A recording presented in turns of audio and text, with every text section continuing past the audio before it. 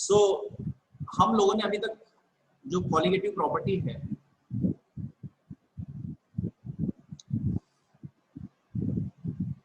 Colligative properties number of solid particles पे depend करने वाली,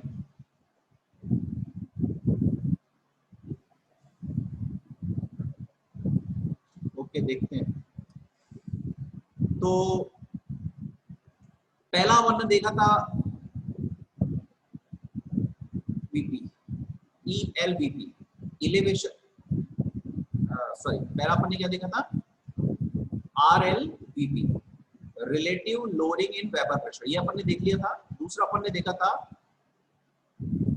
ELVP, elevation in boiling point. तीसरा अपन ने देखा था DFP, DFP का मतलब डिप्रेशन इन फ्रीजिंग पॉइंट, ये भी अपन ने देख लिया था। आज हम लोग चौथा देखने वाले हैं डिप्रेशन के लिए डेल्टा TF देखा था ना अपन ने, है ना, KF इंटू मोलिलिटी, ये अपन ने देखा था delta TB KB into molality, ठीक है, ये अपन ने देख लिया था। Relative loading in vapour pressure क्या होता है, प्योर स्टेट पे वेपर प्रेशर माइनस सॉल्यूशन में vapour pressure upon pure state में वेपर प्रेशर, और ये हमेशा किसका रहेगा, बी मतलब क्या होता है अपने लिए, ए मतलब हम हमेशा कन्वेंशन लेके चल रहे हैं, ए मतलब सॉल्यूट और बी मतलब सॉल्वेंट, है ना, क्योंकि जो भी हम इसमें सॉल्यूट देखेंगे, सॉल्यूट मतलब ए, वो हमेशा कैसा होगा, नॉन वोलेटाइल। कॉलिगेटिव प्रॉपर्टी में हम लोग नॉन वोलेटाइल सॉल्यूट की बात करेंगे। और ये अपना कितना आया था, mole fraction of XA, XA मतलब सॉल्यूट। इतनी चीजें हम लोगों ने देख लिया था, ठीक है, इसके क्वेश्चंस भी किए थे। मैं आपको होमवर्क भी दे दूंगा इसका, आज या कल में आपको होमवर्क दे दूंगा मैं इसका। तो और होमवर्क सब लोग सबमिट करें, क्वेश्चन सब लोग सॉल्व करें, बहुत जरूरी है, ठीक है। लास्ट हम लोग जो प्रॉपर्टी देखने वाले हैं उसको हम कहते हैं ऑस्मोटिक प्रेशर।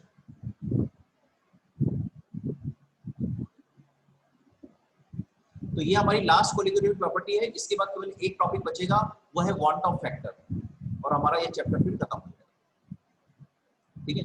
तो सर वो शायद नहीं है, जी क्या बोला, वांट ऑफ फैक्टर सर शायद नहीं आ रहा है एग्जाम में। हाँ लेकिन तो तुमको नहीं पढ़ना है क्या, मैं सोच रहा था जेई वगैरह के लिए इंपॉर्टेंट है तो पढ़ाएंगे, तो छोड़ नहीं दे। सर पढ़ा दो सर। हाँ हट तो गया है, वो बात सही है। सर पर सिर्फ 12th से हटा है ना। हाँ 12 से हटा है, जेई वगैरह थोड़ी हटा है। चलो थोड़ा शॉर्ट में सर बता देंगे, थोड़ा शॉर्ट में बता देंगे। हाँ अगर नहीं पढ़ना है तो कोई बात नहीं, मुझे कोई प्रॉब्लम नहीं है, क्योंकि van't Hoff factor is the most important topic for JEE NEET. हाँ ठीक है, कुछ बोल भी पढ़ना है, हाँ RI बोल भी पढ़ा दो। Want Hoff factor is the most important thing, उससे क्वेश्चन जरूर आता है। आप इस साल का भी जेई का नीट का पेपर देखिए, लास्ट ईयर का भी देखिए, वांट ऑफ फैक्टर से जरूर आएगा, और बहुत आसान है पढ़ना, उसको ज्यादा समस्या नहीं है उसमें, तो मैं थोड़ा सा पढ़ा दूंगा उसको। चलो ठीक है, तो आज हम लोग ऑस्मोटिक प्रेशर देख लेते हैं। सो लेट अस टेक, तो अपना टॉपिक जो है वो तो ऑस्मोटिक प्रेशर है बेसिकली, ऑस्मोटिक प्रेशर ये अपना बेसिक टॉपिक है। बट अपन इसमें दो तीन चीजें पहले पढ़ेंगे, सम डेफिनेशंस, ठीक है, सम डेफिनेशंस। अच्छा ये बायोलॉजी वालों को बहुत जल्दी समझ में आएगा, मैथ्स वालों को उतनी जल्दी समझ में नहीं आता है। पहली डेफिनेशन अपनी डिफ्यूजन। डिफ्यूजन का मतलब क्या होता है, जैसे एक बॉक्स है, इसमें वॉल्व लगा है, ठीक है, वॉल्व लगा है, अब इसमें गैस भरी हुई है, तो अंदर का प्रेशर कैसा हो जाएगा, प्रेशर इज हाई, ओके, और यहाँ क्या हो जाएगा, और कंसंट्रेशन भी हाई, और यहाँ पे प्रेशर लो हो जाएगा क्योंकि 1 atm प्रेशर है, ये लो प्रेशर हो जाएगा यहाँ पे।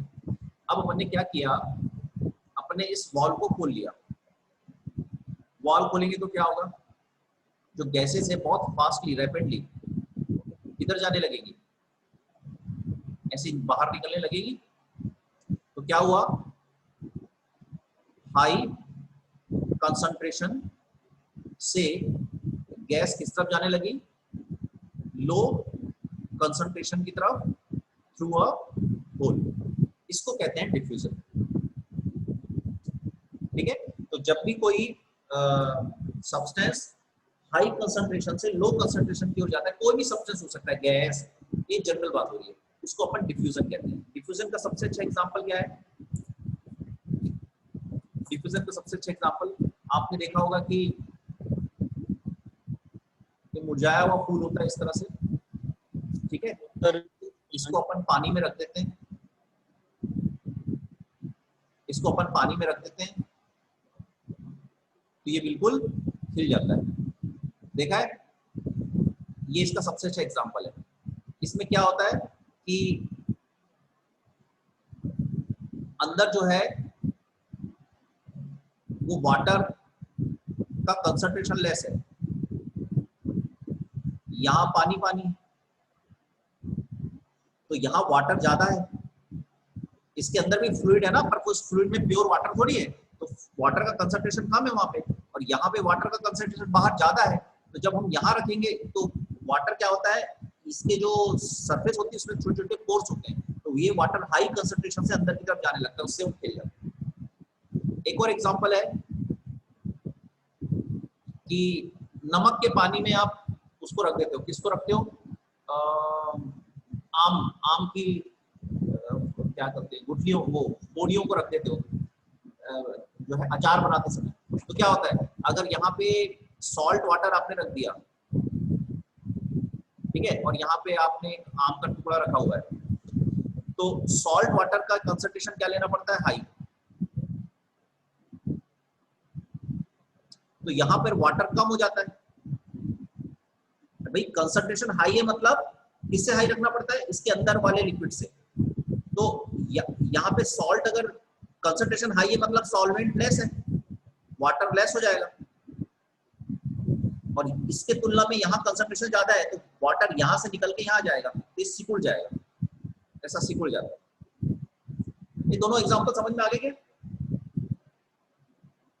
चले आगे क्या, यस सर।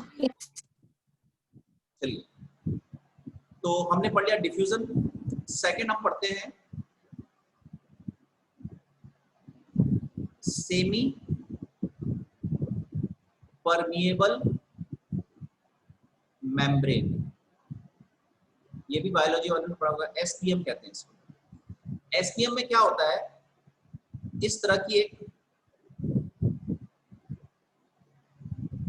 एक फिल्म होती है, और इसमें बहुत बारीक बारीक छेद होते हैं, बहुत बारीक बारीक, जो आपको नहीं दिख सकते, जो आपको नहीं दिख सकते, इतने होल्स होते हैं, ऐसे ऐसे होल्स होते हैं, ऐसे होल्स होते हैं, बिल्कुल हल्के हल्के होल्स होते हैं, बहुत सारे। जैसे हमारे हैंड में, हमारे हाथों में भी होल्स है ना, पोर्स है ना, और वो आपको दिख रहे कहाँ है, तो दिखते थोड़ी है, और केवल क्या, तो इस तरह के होल्स होते हैं। तो इसमें क्या होता है, इसकी खासियत ये होती है कि इसमें केवल सॉल्वेंट पार्टिकल्स थ्रू हो जा सकते हैं, क्योंकि ये छोटे होते हैं, और जो सॉल्यूट, तो ये तो आराम से थ्रू हो जाएंगे, सॉल्वेंट पार्टिकल आराम से थ्रू हो जाएंगे, लेकिन जो सॉल्यूट पार्टिकल होंगे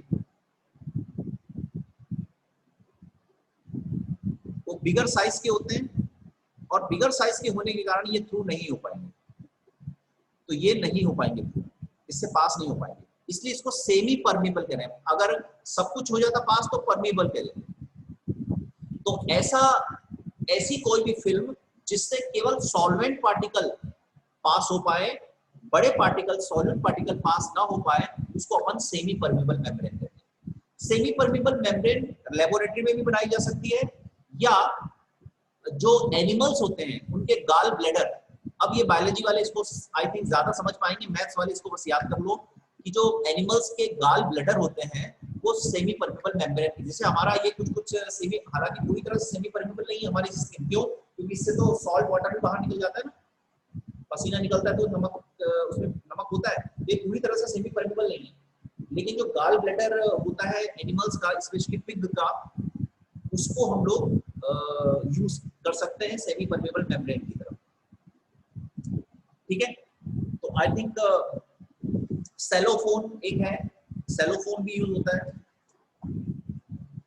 तो बायोलॉजी वालों को ज्यादा पता होगा इसके बारे में।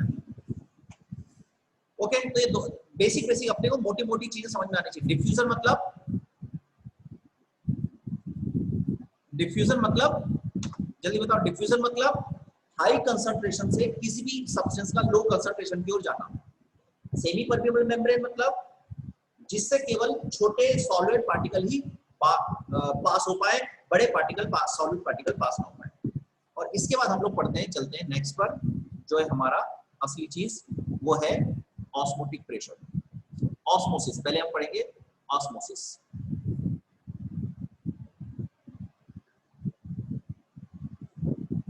ऑस्मोसिस क्या होती है, तो मैं यहाँ डेफिनेशन लिख देता हूं इसकी। It is a process in which solvent particles, और हम तो मेनली किसकी बात करेंगे, water, passes through semi permeable membrane SPM from lower concentration to higher concentration। ये इसकी डेफिनेशन, इसको लिख लेना, ये आता है कई बार। ध्यान रखना, लोअर से हायर की बात कर रहा है, क्योंकि यहाँ सॉल्वेंट मॉलिक्यूल की बात कर रहा है। जरा इसको समझ लें, ठीक है, इसको समझ लें। जैसे हम लोग एक बॉक्स बनाते हैं,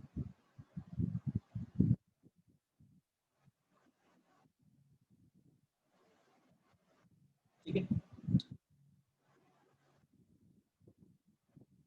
दूसरा बॉक्स बनाते हैं,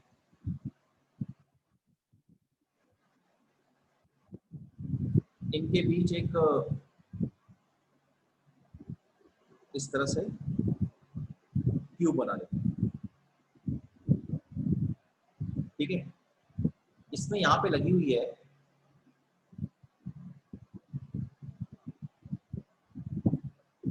SPM। इसको कॉपी बनाते जाओ और ये डेफिनेशन नोट करते जाओ ना। नोट्स तो ऐसे सबके पास है, पर फिर भी कॉपी से नोट करने में एक फायदा होता है। यहाँ अपने पास क्या है, यहाँ अपने पास क्या है,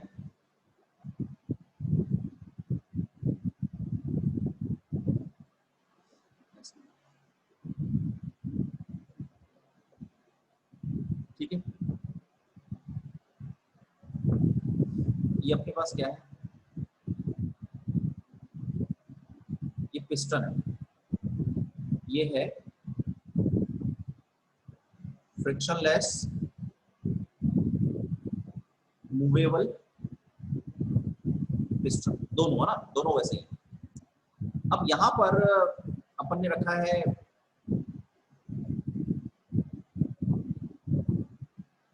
ये,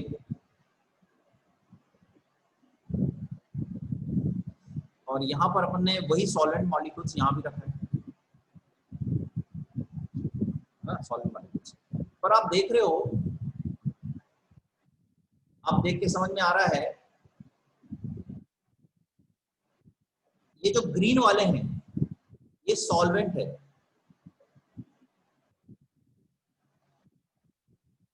मॉलिक्यूल्स। और मैं ये भी बना देता हूं,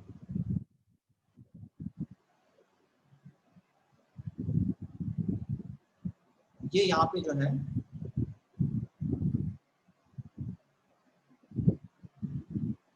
ये जो ब्लैक वाले हैं, ये ब्लैक वाले सॉल्यूट है। सॉल्यूट अपना A से शो होता है, सॉल्वेंट अपना B से शो होता है। आप मुझे बताओ, इसका कंसंट्रेशन C1 है, इसका कंसंट्रेशन C2 है, जल्दी से मुझे बताओ किसका, कौन ज्यादा कंसंट्रेशन में, किसका कंसंट्रेशन ज्यादा है? C1 का, C1 का कंसंट्रेशन ज्यादा है। Sandeep, very good, very good. और कोई? क्या सब यही बोल रहे हैं? और कोई?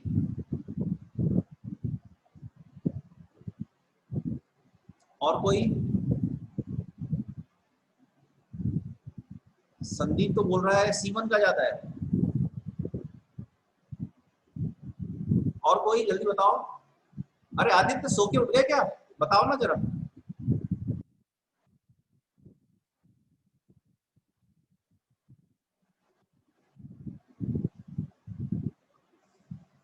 जल्दी बताओ। अरे तुम लोग बता नहीं रहे हो, क्या हो गया? आवाज नहीं आ रही क्या? आदित्य बोल रहा है C1 का।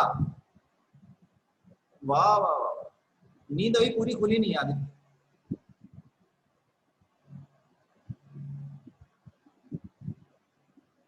अरे भैया कंसंट्रेशन किसका ज्यादा होता है? ये देखो।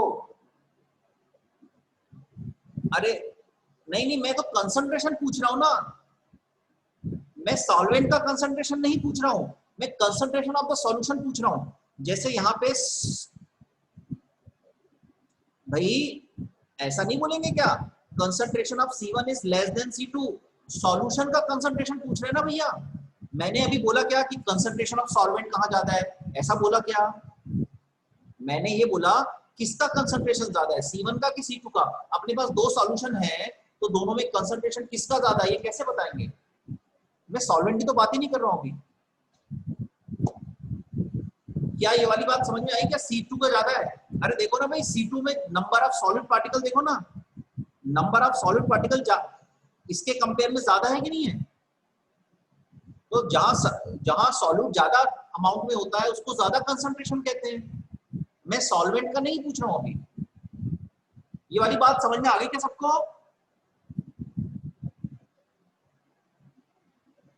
ठीक है। जब मैं स्पेशली बोलूंगा सॉल्वेंट का तब आप बोलना, और जब सिंपल कंसंट्रेशन की बात हो रही तो नॉर्मल चलेगा, जहां सॉल्यूट का ज्यादा अमाउंट होगा तो इसके कंपेयर में यहां सॉल्यूट ज्यादा अमाउंट में है तो ये इसका कंसंट्रेशन ज्यादा हुआ। अब देखो सेमी परमेबल मेम्ब्रेन है, इस सेमी परमेबल मेम्ब्रेन से only solvent particles can pass. थोड़ा सा मेरे से सॉलिड पार्टिकल बड़ा बन गया है, पर आप ये बात समझो कि सॉलिड पार्टिकल छोटे होते हैं, वो समझाने के लिए मैंने बड़ा बना दिया है। सॉलिड पार्टिकल छोटे होते हैं और सॉलिड पार्टिकल बड़े होते हैं। ठीक है, तो क्योंकि सॉलिड होते हैं ना, सॉलिड यहाँ जो सॉलिड होगा वो सॉलिड होगा, तो यहां से केवल कौन पास हो सकता है? केवल सॉल्वेंट। अब मुझे ये बताओ, हमेशा कोई भी चीज ज्यादा कंसंट्रेशन से हाई कंसंट्रेशन की तरफ जाती है कि कम कंसंट्रेशन से लो कंसंट्रेशन की तरफ जाती है? मान लो मैंने अब मैं सॉल्वेंट की बात कर रहा हूं, ये बताओ सॉल्वेंट यानी water molecules high water concentration से लो कंसंट्रेशन की तरफ जाएंगे कि लो से हाई की तरफ जाएंगे? मैं सॉल्वेंट की बात कर रहा हूं। देखो चलो मैं समझा देता हूं। यहां पे C1 जरूर कम है, पर यहां पे सॉल्वेंट हाई कंसंट्रेशन में है, ये समझ में आता है? देखो सॉल्यूशन का कंसंट्रेशन तो कम है लेकिन सॉल्वेंट वहां हाई कंसंट्रेशन में है, और यहां पर जो सॉल्वेंट है ये लो कंसंट्रेशन में है। इतनी समझ में आई? अभी मैं किसकी बात कर रहा हूं? यहाँ पे सॉल्वेंट की बात कर रहा हूं। ठीक है, तो हमेशा इधर कम कंसंट्रेशन है सॉल्वेंट का, इधर ज्यादा कंसंट्रेशन है सॉल्वेंट का, और सॉल्यूट पार्टिकल तो जा ही नहीं सकते, क्योंकि सॉल्यूट पार्टिकल जाते तो वो यहाँ सॉल्यूट पार्टिकल ज्यादा है तो सॉल्यूट पार्टिकल लेफ्ट की तरफ जाते हैं, लेकिन यहाँ पर सॉल्यूट पार्टिकल तो जा ही नहीं सकते क्योंकि सेमी परमेबल मेम्ब्रेन लगा दिया है, तो केवल सॉल्वेंट पार्टिकल पास हो सकते हैं। तो सॉल्वेंट पार्टिकल कहां से कहां जाएंगे? जहां सॉल्वेंट ज्यादा अमाउंट है वहां से कम अमाउंट की तरफ जाएंगे। तो सॉल्वेंट पार्टिकल क्या करते हैं? सॉल्वेंट पार्टिकल इस सेमी परमेबल मेम्ब्रेन के थ्रू यहां जाने लगते हैं।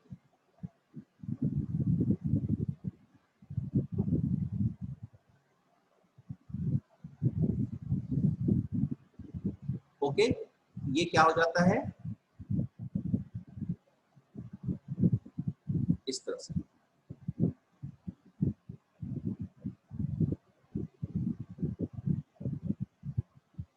ये क्या होता है?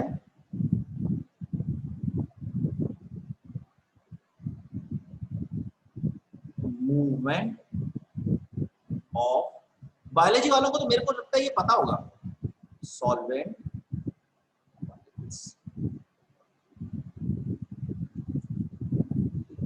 ओके, तो इस प्रोसेस को अपन कहते हैं ऑस्मोसिस। ये बात सबको समझ में आ गई क्या? स्पेशली मैथ्स वालों को समझ में आई क्या? क्योंकि मेरे को लगता है बायो, हाँ सर जो मोमेंट ऑफ सॉल्वेंट पार्टिकल्स वो हायर कॉन्सेंट्रेशन से लोअर कॉन्सेंट्रेशन की तरफ जा रहे हैं ना? हाँ, इसमें क्या है संदीप, अपने को थोड़ा सा माइंड को खुला रख के सोचना है। जब अपन सिंपल कंसंट्रेशन बोलते हैं, तो अगर मैंने केवल वर्ड यूज किया कंसंट्रेशन और उसके आगे पीछे कुछ यूज नहीं किया, तो कंसंट्रेशन का मतलब होता है सॉल्यूट पार्टिकल कहां ज्यादा है।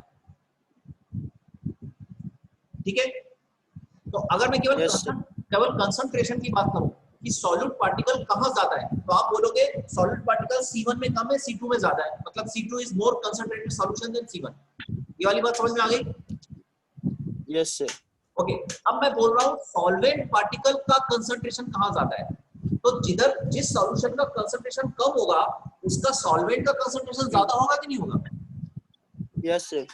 तो कंसंट्रेशन तो C2 का ज्यादा है, C1 का कम है, पर सॉल्वेंट पार्टिकल किधर ज्यादा होंगे?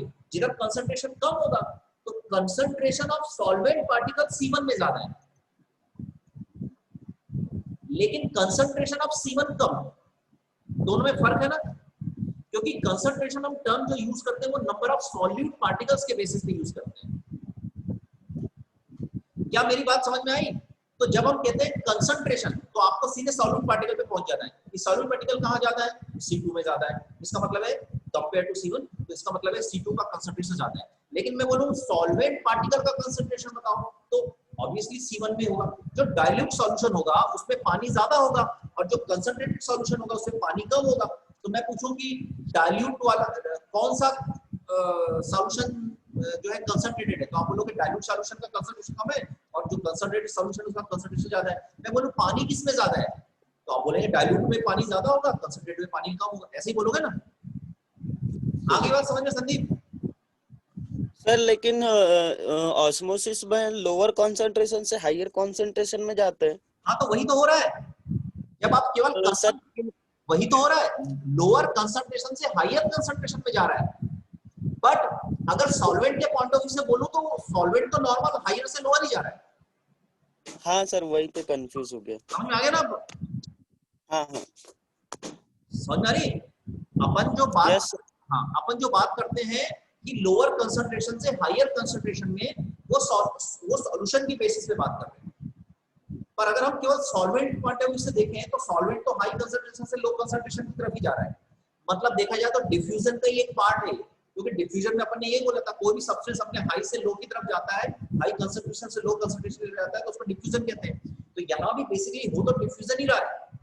सॉल्वेंट पार्टिकल जहां हाई कंसंट्रेशन में है वहां से लो कंसंट्रेशन की तरफ जा रहे हैं सॉल्वेंट पार्टिकल्स, तो है तो डिफ्यूजन का ही एक, लेकिन क्योंकि इसमें कंडीशंस हमने लगा दी, एक सेमी परमेबल मेम्ब्रेन लगा दिया है, पूरी तरह से डिफ्यूजन नहीं कर रहा है, इसलिए इसको एक पर्टिकुलर नाम दिया गया है ऑस्मोसिस। तो ऑस्मोसिस में दो तरह से डिफाइन कर सकते हो, the process in which solvent particles move through semi permeable membrane from their higher concentration to their lower concentration, एक डेफिनेशन। और दूसरी डेफिनेशन जो यहाँ लिखा है, when solvent particle pass through lower concentrated solution to higher concentrated solution, it is called osmosis। क्या मेरी बात समझ में आ गई सबको? Yes sir. ओके, चले आगे।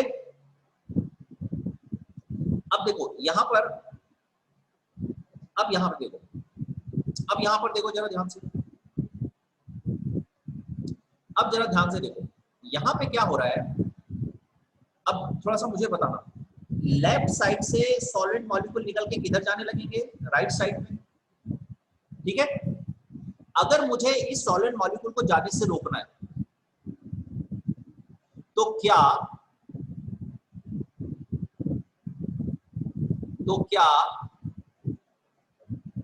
ऐसा प्रेशर लगा के मैं रोक सकता हूं? अगर मैं ऐसा प्रेशर अप्लाई करूं तो क्या मैं इसको इतना अप्लाई करूं कि ये जाने से रुक जाए? तो क्या ऐसा पॉसिबल है? यस या नो बताओ। ओसिन बोल रही यस, और बाकी लोग? अगर यस सर। मोशन को रोकना है तो मैं यस कर सकता हूं। ओके, अच्छा तो देखो इसको जरा देखें। मान लो ये इधर जा रहा है और मैंने ज्यादा ही दबा दिया तो उल्टा हो जाएगा प्रोसेस। अगर मैंने ज्यादा प्रेस कर दिया तो ये सॉलिड पार्टिकल उल्टे जाने लगेंगे। मैंने कम लगाया, जितनी जरूरत है उससे कम लगाया, तो अभी भी थोड़े थोड़े जाते रहेंगे। अगर मैंने ठीक उतना ही लगाया कि जिससे जस्ट जाना रुक जाए, वो मिनिमम प्रेशर जिससे सॉल्वेंट मॉलिक्यूल का सेमी परमेबल मेम्ब्रेन की तरफ जाना रुक जाए, मतलब ऑस्मोसिस प्रोसेस रुक जाए, उसको कहते हैं osmotic pressure. That minimum pressure which stops osmosis process is called osmotic pressure. ये जो जा रहा है, ये जो है, इसको अपन कहते हैं ऑस्मोटिक प्रेशर। और ये क्या होता है? जो प्रेशर लगाया है, इस P की जो मिनिमम वैल्यू है जिससे ऑस्मोटिक प्रोसेस रुक जाए, उसको अपन कहते हैं ऑस्मोटिक प्रेशर। और ऑस्मोटिक प्रेशर के लिए पर्टिकुलर साइन यूज किया जाता है जिसको कहते हैं पाई। अब मैथ्स वाले पाई को 3.14 मत लिख देना, पाई यहाँ पे ऑस्मोटिक प्रेशर के लिए यूज हुआ है। Osmotic pressure means minimum pressure जिससे ऑस्मोटिक प्रोसेस रुक जाए। आ गया समझ में? Yes, sir. ओके, तो देखो जो ऑस्मोटिक प्रेशर होता है पाई, ये डिपेंड करता है नंबर ऑफ सॉल्यूट पार्टिकल्स पे। तभी कॉलिगेटिव प्रॉपर्टी है, क्योंकि जितना ज्यादा सॉल्यूट पार्टिकल बढ़ता जाएगा कंसंट्रेशन सॉल्यूशन का उतना कम होता जाएगा। मतलब देखो मैं एक छोटा सा एग्जांपल दूं। नंबर ऑफ सॉल्यूट पार्टिकल का क्या मतलब है? जैसे C1 C2 है, मैंने एक सॉल्यूशन लिया A, इसमें C1 का कंसंट्रेशन 0.2 मोलर है और इसका कंसंट्रेशन 20 मोलर है। वहीं दूसरा सॉल्यूशन लिया, इसका कंसंट्रेशन 10 मोलर है और इसका कंसंट्रेशन 20 मोलर है। अच्छा, ये जल्दी बताओ, दोनों ये सॉल्यूशन, ये C1 कंसंट्रेशन है और ये C2 कंसंट्रेशन है। बताओ मुझे प्रेशर किधर अप्लाई करना पड़ेगा? कोई बता सकता है क्या? मुझे अगर रोकना है तो, मुझे ऑस्मोसिस प्रोसेस रोकना है तो प्रेशर मुझे C1 पे अप्लाई करना पड़ेगा या C2 पे? जल्दी से बताओ, जल्दी से बताओ कोई। C1 पे। C1 पे अप्लाई करना पड़ेगा, पक्का? यस। हाँ, C2 में तो पहले से ही इक्वल है। अरे भैया कैसे कर रहे हो संदीप? अभी अपन ने किस पे किया था? ज्यादा कंसंट्रेशन वाले पे प्रेशर अप्लाई किया हो कि लो कंसंट्रेशन? किस पे अप्लाई किया? देखो यहाँ पे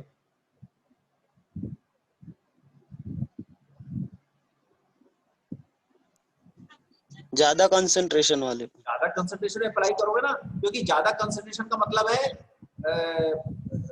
लो सॉल्वेंट।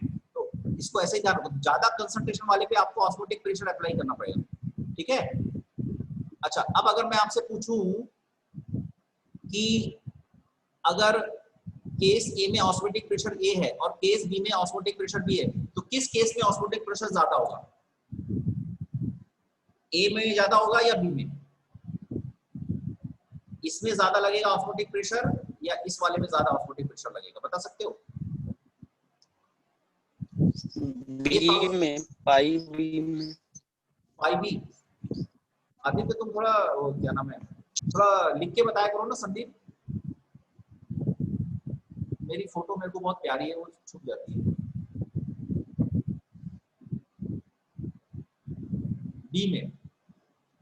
बी में ज्यादा ऑस्मोटिक प्रेशर लगाना पड़ेगा। Wrong answer. ए में ज्यादा ऑस्मोटिक प्रेशर लगाना पड़ेगा। ए क्यों? ए में जरा सोचो, ए में क्यों लगाना पड़ रहा है? देखो, Number of solute particle.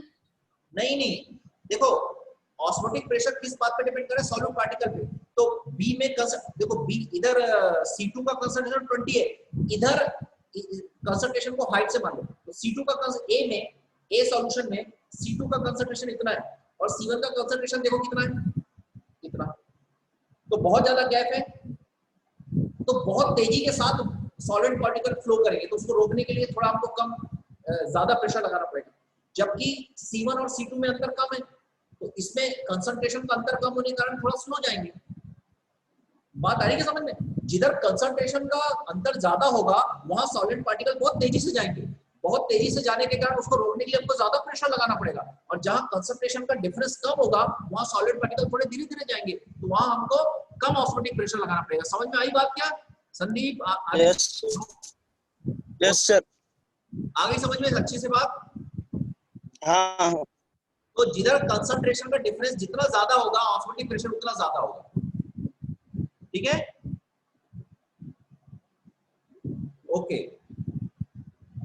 तो देखो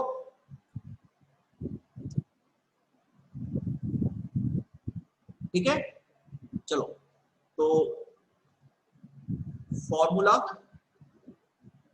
for osmotic pressure. Osmotic pressure depends upon concentration of the solution and temperature. दो चीजों पर डिपेंड करता है। तो जब प्रोपोर्शनल साइन हटाएंगे तो एक कांस्टेंट लगेगा RCP। ये R जो होता है बेसिकली गैस कांस्टेंट होता है, यहाँ पे गैस कांस्टेंट होता है। तो pi is equal to CRT, ये इसका फॉर्मूला होता है,